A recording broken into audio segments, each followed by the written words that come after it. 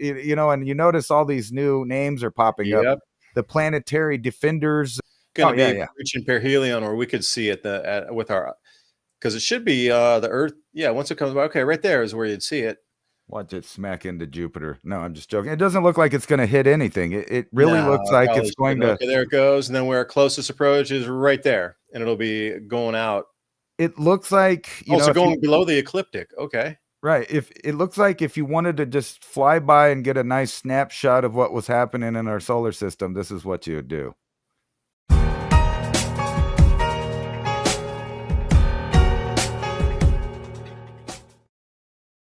So far, if you're not aware, the dollar has lost 7% of its purchasing power just in this last 1 year alone.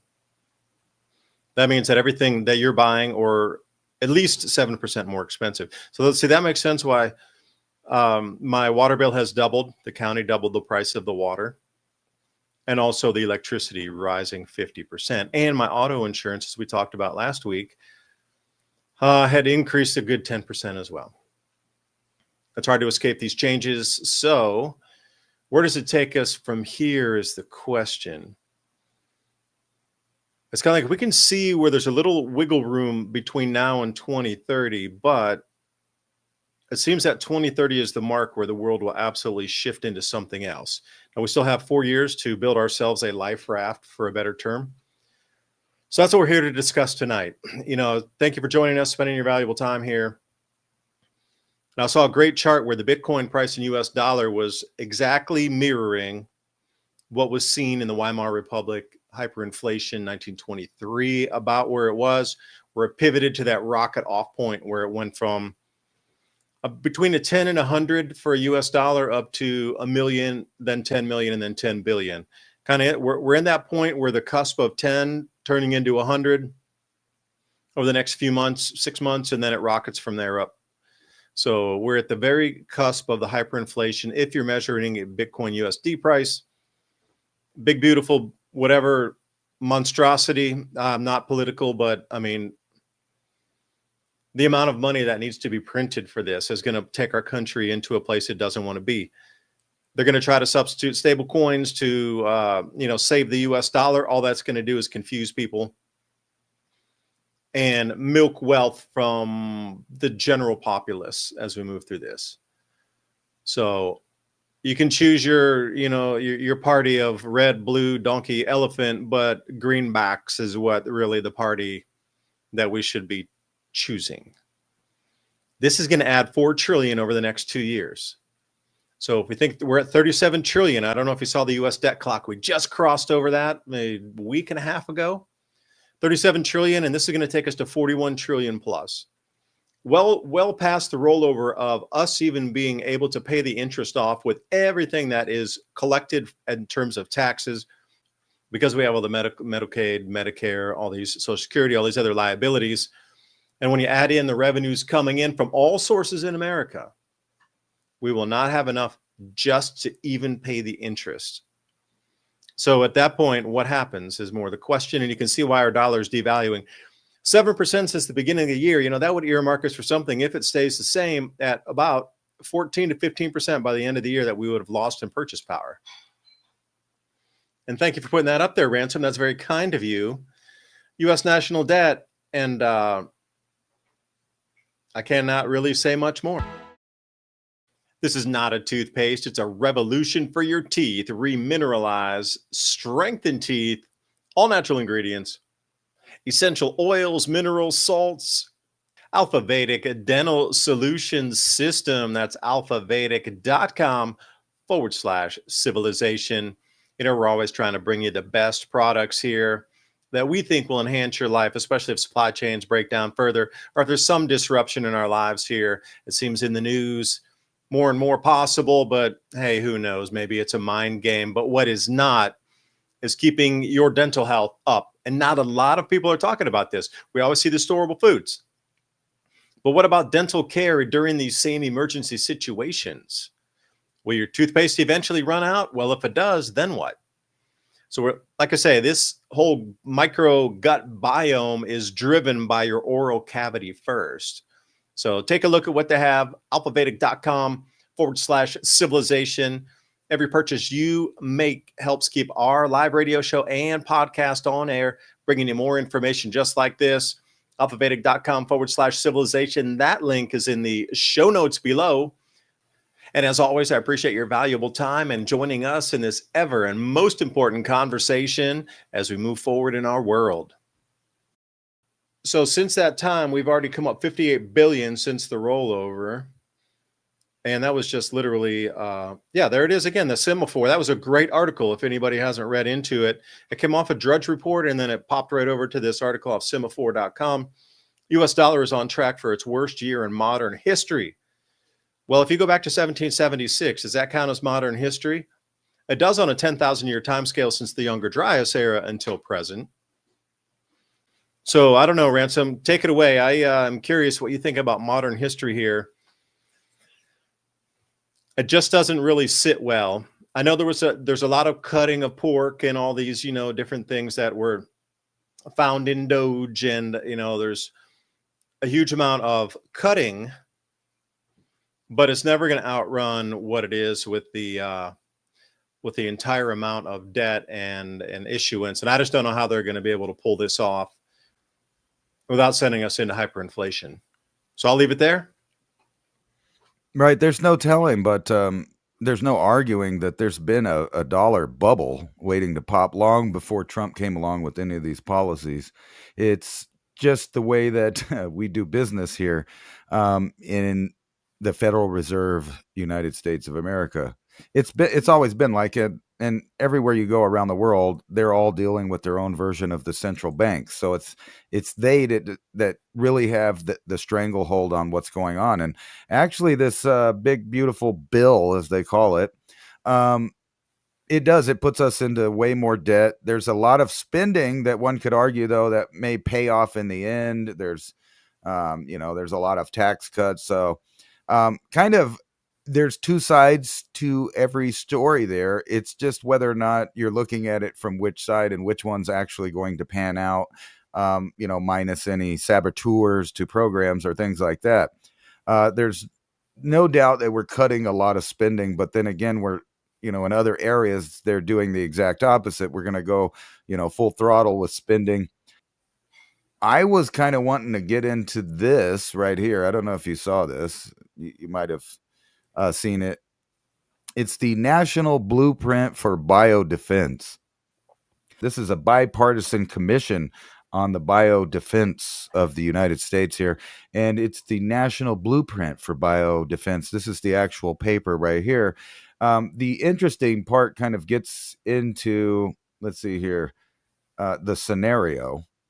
If I can scroll down there, I was trying to make it big so everybody could read it. But down here on number 3, here it is, the scenario. So this scenario, it basically, if you read this, it talks about they have fixed all of the things that they made a mistake with during the last kind of go round of biodefense from the National Biodefense Commission. Well, sometimes, random events seem to coalesce and collide.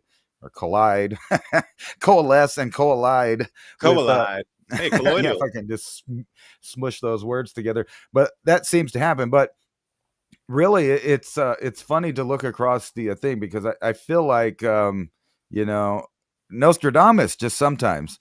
Remember, when we talked a lot, just basically every week, about AI and how your biometrics will mix up with your driver's license and, your money. This is a story out of Tennessee, and I'll get into why I don't like this. It's scary. I'm not defending this kid that's in this story, but anyway, let's just work off of the headline itself. U.S. teen caught bullying could lose his driver's license.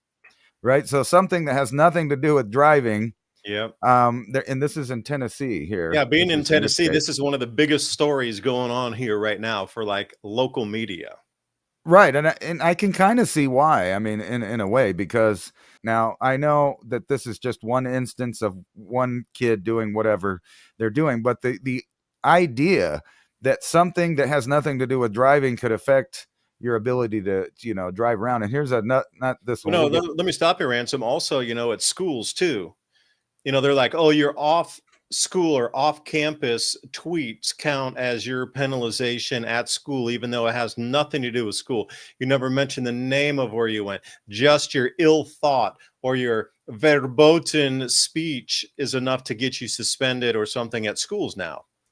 And that goes right back in with the Real ID too, where they want to cross every single agency in the United States. And that's the only possible way this bullying thing could work, is if they're interagency operability and connectivity. And this is the exact, this is where it goes right here. This is British police test AI system. And this is another prediction of mine, that they would use AI literally for, policing people based on different groups of metadata. So metadata from your personal life, metadata from your online digital persona, and etc. Your banking, your political ties, all of that is rolled up into one report. And now they have given this AI system all of this information without your permission. And this is from another country, but it includes data, metadata from every other country. So they're keeping track of everybody, just like China. And we'll get to that because, matter of fact, there's a story I want to get to here about the Chinese. When they come here to the United States, they interviewed a bunch of these Chinese people, and they felt and saw the exact same that they left in China. They saw it here. They saw all the beginnings of it everywhere they went. And they were pointing out that it's literally no different. It's just the other side of the coin. It's presented different. It's camouflaged different, but it's the same thing.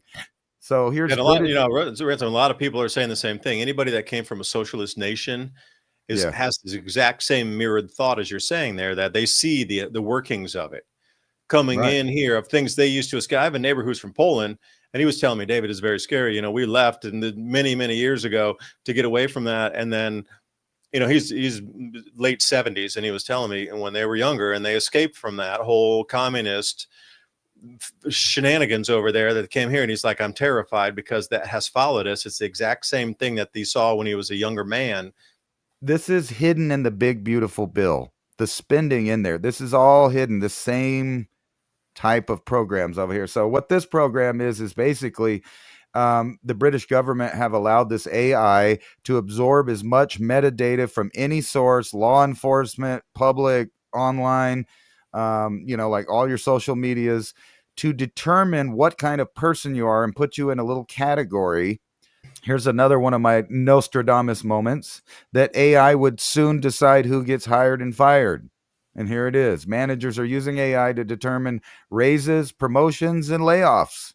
So, like I've been harping on, there's people kind of hiding behind the AI tools that now allow them to do things in an impersonal way and just kind of get away with it and move to the numbers. But it's more than that, because at some point, the person that's this manager part gets taken out of the equation. Then the corporation just decides from the top level on down who gets hired, who doesn't get hired, how much you make, and what job. Next will be what job you're allowed to do based on some kind of test, like an ASVAB or an IQ test or a combination of those. And they will rule you out of entire swaths of things that an ultimate system that processes data and judges you based on previous experience, your social media, and test scores that you might have to take to apply for a job, given to you and tested by an AI. Because before I lived and worked in China for a while, and this is just before the Olympics occurred. This is 2008. It was pretty like light gloves at that time, but you could see this thing steamrolling. They used to, in the beginning, they called it Sesame Credit, and it was fun and it was voluntary.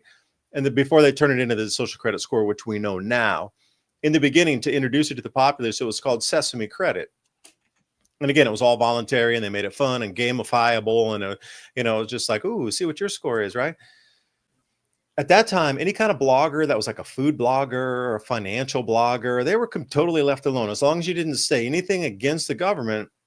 But now today, they are actually arresting financial bloggers that are not saying anything about government policy. They're just simply showing a graph and saying, well, China GDP declined from last year. Auto sales from BYD, which is a main company over there doing a lot of EVs and stuff, decline. The export totals going out on the outbound sales for BYD electric vehicles is down from last year, and it's below the 5-year average by 5%. they're being arrested for putting those graphs out now. So whatever's going on in China, it's totally jumped the shark to kind of hands off, you know. And you never would have thought arresting a blogger just for showing a simple graphic like this. Unreal. You know exactly what you were talking about. There's this great movie called The Long Way Home, and it's about a guy that got arrested in East Germany and got sent to the gulag, and him and a bunch of other people, they escaped the gulag, and they almost died from freezing, almost died from getting eaten by wolves. When they got in southern Russia, they almost died from mosquitoes if it wasn't for the local villagers helping them out, telling them what plant to use. And then they had to go through Mongolia and then the desert of China before they eventually walked into freedom in India, and then the guy had to travel all the way around to West Germany. And by the time he got there, they had already started allowing people to come back. So he went back to his house that he originally got arrested from. Like it took him 20 or 30 years to get back home after escaping a gulag. And then you got this, our third interstellar object barreling through our solar system. So gonna go whip past the sun. Last time this happened, whatever object it was came and slowed down almost to a complete stop near Earth, and then took off really fast again. So this one's just speeding through. I would think that this is just some kind of rock, but it puts it. Comet Ison for anybody taking notes of that last slowdown. And Comet Ison, ISON. Actually, that was some of my first videos I ever did on YouTube, was following that one. Right, and then you had the Moo Moo or Mau Mau or whatever they called that thing, and here's the third one. So this kind of stuff really messes with people's psyche, especially when they have that cabin fever, fear mentality. They're dying for something new to happen. And you notice all these new names are popping up. The planetary defenders. Going to be reaching perihelion, or we could see it with our, because it should be the Earth. Yeah, once it comes, okay, right there is where you'd see it. Watch it smack into Jupiter. No, I'm just joking. It doesn't look like it's going to hit anything. It really looks like it's going to. Okay, there it goes. And then where our closest approach is right there. And it'll be going out. It looks like. Also going below the ecliptic. Okay. Right. If it looks like if you wanted to just fly by and get a nice snapshot of what was happening in our solar system, this is what you would do. Yeah, because look how it misses Jupiter. You'd think Jupiter was gravitational tug would have pulled that in or to perturb that a little bit. If it's a small space rock, Jupiter should affect that as it's going out. It got really close. I mean, that they put out all of these things at once, and they know people are reading it. Like you and I are reading this stuff. Millions of people, billions maybe, are reading these ideas. If not, they're watching television or they're on their social media app getting their news that way.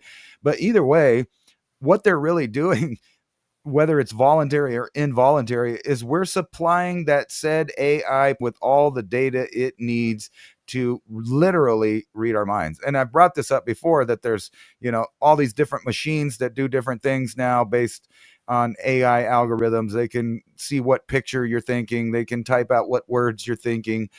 They can even partially show what's in a dream. But now, you just got mind reading AI that predicts what you're going to do. And it's pretty accurate. It's to stop shoplifters. So it's for the betterment of everybody. I think it also would be able to tell if, somebody was holding on to a real secret about our times. It would know right when they were about to tell everyone. Or, like if you were maybe stocking up for an event and you did a lot of shopping and prepping, it knows what you're thinking, basically, what you plan on doing with that. And then you got this system, which takes all that information and puts it into a folder. So you got all of these, folders in different nations, not even the one that you're doing. So this is the future of who's going to have a job, who's going to have money, who's going to own property, all of that stuff. It's all rolled into this idea. So the question is are we going to allow that, or are they going to start passing bills like in Texas to ban, fake meats, lab-grown meats, and all of these other things? Everything is now fake. I mean, including yesterday I was watching, them really pushing this diamond commercial about their lab-grown diamonds, and it just kept making me think, yeah, there's lab-grown hearts and lab-grown diamonds and lab-grown computers. Everything is now in the hands, and we're at that singularity. Obviously, we've passed it. What's going on now is a psychological campaign to steer what we do next with the information that they're slowly leaking out. So we're already in the next era.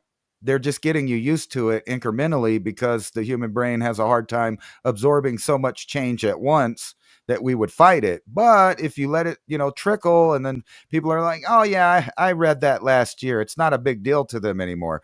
The epiphany that they had about how it's revolutionarily going to change the world you live in kind of loses its lackluster over the year, and then the next year they impress you with something else. So the question is what are they about to pop out? FDA rubber stamps approval of lab-grown salmon. That's what we need, isn't it? Cell-cultured salmon fish straight to the plate.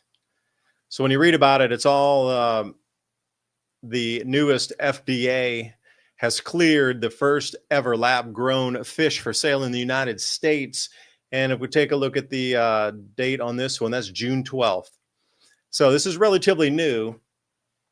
And Wild Type is a California-based food tech company and is approved now to serve its cell-cultivated coho salmon.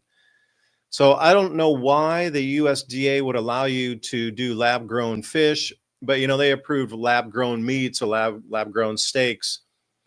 So right here's what the FDA, our Food and Drug Administration, hopefully there's an overhaul in this agency as well, because they've gone way off the shark here.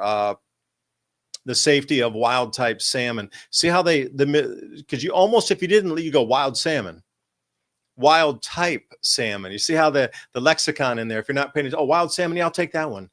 Wild type salmon. Based on the data, this is from the FDA, and information presented in Wild Type's pre-market safety submission, which I would like to see that also, but not available for the public. You're not privy to see what you're going to consume with the cell-grown. And again, are they bringing it from microplastic bacteria, or how are they growing this thing? It's coming from somewhere as a cultured medium. So what's the medium? They're probably not using agar to start growing some protein source like this. We have no questions at this time about Wild Type's conclusions that foods comprising or containing cultured coho salmon cell material resulting from their production process defined in the submission. Okay, what's their production process? I would love to see that also. Verboten, that is a trade secret, are as safe as and comparable for foods produced by other methods. Furthermore, at this time, we have not identified any information indicating that the production process, as described in the submission, would expected to be resulting in food that bears or contains any substance or microorganism that would adulterate the food. And my question would be, FDA, are you involved in this? Do you have any shares in the company? Do you sit on the board? Are you receiving compensation? Are you going to be appointed as an advisor or some sort of secretariat for this company as it gets these billions in funding to run forward? And once here, how it's made. Oh, let's see how it's made. I already read through this, so I was just like, what? Wild Type begins the creation of what are called the cleanest, most sustainable seafood on the planet. That they've already told us that sustainable is within catch quotas, or within a certain amount of harvesting of acres, or a certain amount of tree density of thinning that forest. Sustainable foods does not in any way, shape, or form ever in the history of us hearing in this green movement over the last 50 years, talking about cultured lab-grown stuff, meats, fish, insects, whatever it is going to be. Sustainable, again, they're using the lexicon that's been defined, that it means taking only a portion of and allowing that population to reproduce at a sustainable rate without over-harvesting a fishery, over-harvesting a forest. It has nothing to do with cultured lab-grown XYZ fill in the blank. And then, by the way, in the fine print, by extracting cells from a single coho salmon, and they can come from muscle tissue or a fertilized egg, and then they belong to a certain lineage. Again, this is all patented, by the way. And then they're going to turn it into connective tissue. Once collected, the cells are placed in a sterile, nutrient-rich environment designed to mimic the conditions inside a living fish. Okay, well, that nutrient-rich environment, I'm curious what the substrate is. Is your substrate involve plastic, oils, or petrochemicals at all? That is a question that we should know as a consumer. What is your substrate? That is the most basic thing. You're going to grow with. What's it being grown on? Is it being grown on paper? Is it being grown on acrylic? Are you growing it on wood? What is your substrate? This is like the most basic information that should be told to us about these lab-grown foods that they're trying to push. Yeah, once collected, it's in a sterile, nutrient-rich environment designed to mimic the conditions of a fish inside a fish. They multiply in stainless steel tanks, similar to fermenters used in brewing. Over time, the cell mass expands to form what will be the basis of the finished product. Okay, combined with a small number of plant-based ingredients. Are they GMO? Are they not GMO? What plant ingredients are there? I mean, if you're going to go industry, like, secret, trade secret stuff, okay, soybean, just tell us what it is, soybean. And then our minds can go, is it GM soy? What kind of soy? What, you can get different kind of seeds for soy. Is it red soy, yellow soy, green soy, black soy? I mean, what kind of soy? There's a lot of different kind of soybeans around the world, believe it or not. Help fine tune the taste and color, giving it a sushi grade look. Okay. For the gelatinous base to give it that feel. I mean, what are you using for that? Like the plant, they're saying right here, plant-based scaffolding. So they're giving it a lattice to grow on and attach to. I want to know what that lattice is made of. But again, there's so many things that we should know about in this, but they're not letting us know. And I want to know why. Basic. Think about this. If they're growing, big batches in glass, now they're telling us that all the glass made now, it leaches more plastic than the plastic does. I know, isn't it? It's crazy. It's hard to even fathom that when you're talking about something that's silica based that comes and there's plastic in it, Right. It's one of those things, like I went out of my way for probably the last 20 years to drink in glass and have glass containers and all that. And now they're telling me, oh, well, we mixed a lot of plastics in there. It's been leaching plastic this whole time. You're not going to get away from it. But the whole spectrum of this is one into the other. But think about this. It's almost as if something big is going to happen and they need people to accept the idea that there might not be food for a long period of time, but it's okay because your governments have a substitute. We can grow fish, we can grow chicken, we can grow beef in these big trays and you can eat it. It's just like, I don't know, you can name a dozen sci-fi movies. It's kind of the thing that they've been telling us about since the 1920s, that in the future, you're just going to eat some kind of mushy bar of something. But think about it. If you're starving, your family's starving, and they say, hey, don't worry about it. We got food over at the alligator Alcatraz. You can come over to the alligator Alcatraz and eat you some synthetic alligator. People with starving children are going to go do that. That's what they're going to do if they don't have their own way to, find some kind of sustenance. But just think about that. Any large-scale war, famine, pandemic, natural disaster, asteroid, volcano, tsunami, if it's big enough, they'll sell you on the idea it's okay because we have the technology. We don't even need the original food anymore. We could just grow it in vats in the masses. They can fry it like chicken. They can bread it like whatever, fried fish. Would you even know that you were eating it unless you knew about it? Yes, you would. The texture would be different. And the onset of an ice age. But if you were a kid, would be that same terrifying event. If you were a kid that's not used to eating, you would never know as a kid. That's all you would know. If you were an adult, you could taste the difference in the texture and maybe the flavor. Right. So if you brought somebody from, say, the 1920s or 1930s and had them taste chicken McNuggets, that's kind of the same thing as having our young kids starting to dive into this lab-grown whatever. What is it? I love it. I love it. It tastes so good. Can I have another one? It makes me want to eat 5, 10, 20, 50 of them. I just can't stop eating these things. They're so good.